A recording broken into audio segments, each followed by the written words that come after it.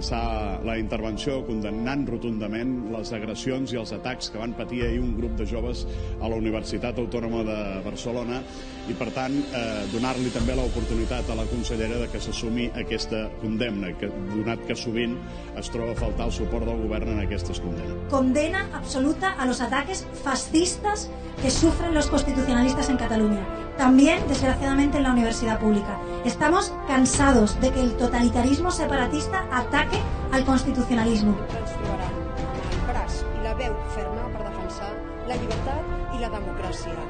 Que no es produeixin mai fets com els que s'han produït avui a l'Autònoma, on ningú ha pogut defensar les seves idees per gent com els seus companys de rang totalitaris que fan que diputats d'aquesta cambra hagin de portar escorta amb una democràcia.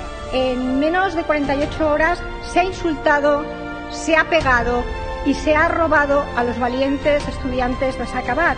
Y hace apenas un par de horas los fascistas han intentado impedir por la fuerza un acto en la Universidad Autónoma de Barcelona. Estamos intentando negociar una declaración de condena por los hechos del la UAB y aquí hay partidos que no lo quieren condenar porque son los instigadores. Le exijo que adopte las medidas necesarias para proteger la dignidad y el trabajo de los jóvenes de Sacabat o yo mismo interpondré ante un juzgado una denuncia de odio contra el señor Torra.